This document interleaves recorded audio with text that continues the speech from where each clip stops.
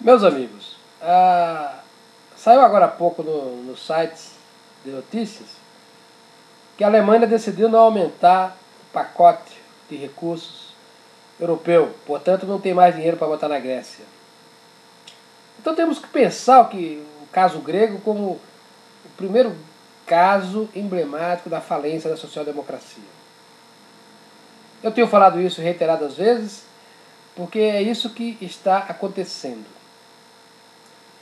A Alemanha não podia simplesmente botar mais recursos porque o eleitorado não quer assim. Mesmo que a elite europeia gostasse de fazer isso, e acho que queria fazer isso, ela não pode fazer ignorando a opinião pública. Então, algumas lições precisam ser tiradas do fato. Primeiro, a lei da escassez continua vigorando e não é possível a um país, como não é possível a uma família, nem a uma empresa, viver permanentemente endividada. Então o preço a pagar é caro. O acerto de contas e a debacle virão, não tem jeito. A segunda coisa é achar que fazer parte de uma convenção monetária forte torna-se um escudo para crises. Está mostrado que não é. A terceira coisa que eu queria sublinhar é que essa crise não é uma crise do capitalismo, como os comunas estão apregoando aí a todos os ventos. Isso é uma crise da social-democracia. Isso é uma crise do regime de governo. Eu sublinho isso porque se nós não tivermos uma correta avaliação do que se passa, a gente vai se perder na análise. Por que a social-democracia caminha inexoravelmente para uma crise? Isso vale para os países pequenos, mas vale para os maiores também. Porque a social-democracia pressupõe a expansão continuada ao infinito do endividamento e da carga tributária. Só que essas duas coisas têm limite. O limite do endividamento é o mercado. O mercado acha que depois de 100% da dívida em relação ao PIB, a coisa fica muito complicada, mesmo na Itália, mesmo na Espanha, que dirá da Grécia. E a carga tributária, o limite é o limite do possível. Tem país que está cobrando 50% de imposto sobre o PIB. Você pode chegar a 50%, mas não chega a 60%. E em algumas sociedades é impossível passar dos 40%, sob pena de desorganizar o processo produtivo.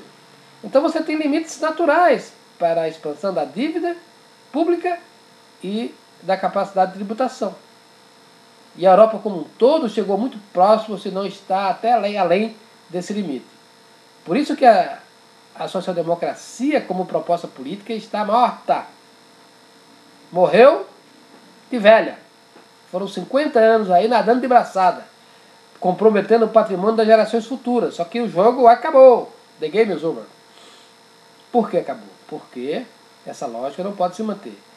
Aconteça o que acontecer no cenário político, a minha percepção é que a economia caminhará para uma verdade liberal. Liberal no sentido clássico, em que teremos orçamento equilibrado, uma taxação menor, e o Estado deixará de ser o protagonista principal do processo econômico.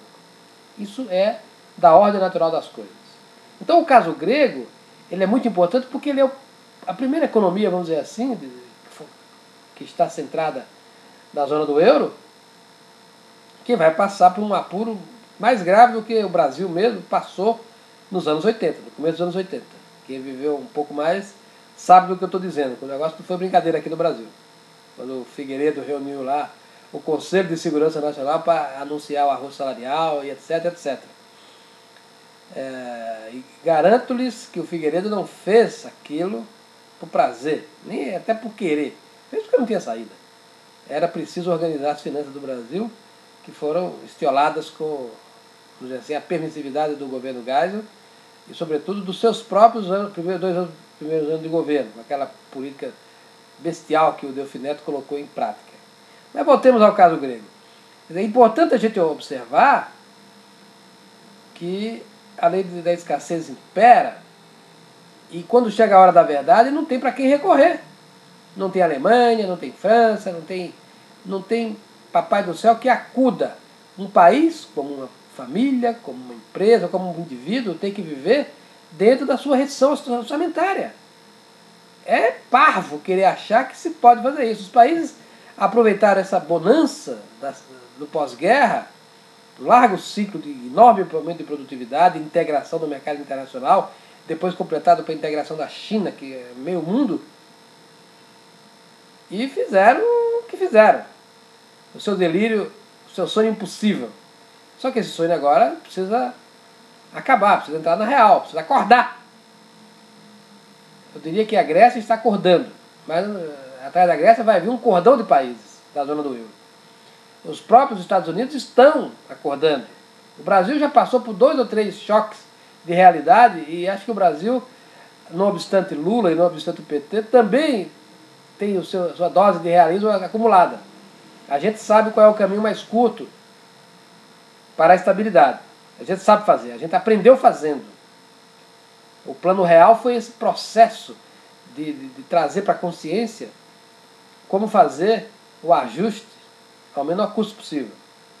Mas o plano real, é bom que nos lembremos, ele começou a ser construído no plano cruzado. Quantos anos permeia entre o plano cruzado e o plano real? Uns bons 20 anos aí, de aprendizado, de engenharia econômica, de experimento no real, vamos dizer assim. Quantos planos aconteceram nesse intermédio aí? A Grécia estava passando por isso primeiro. Vamos ver. O fato é o seguinte: a Grécia terá que viver de suas próprias posses, de acordo com a sua própria capacidade de produzir e comprar as coisas. Acabou o milagre. O milagre da moeda falsa acabou. Portanto, acabou também o milagre da social-democracia. O mundo, independentemente de quem assumir o poder, se é um partido social-democrata ou um partido liberal declarado, terá que praticar políticas econômicas liberais. Isso é o processo de realidade.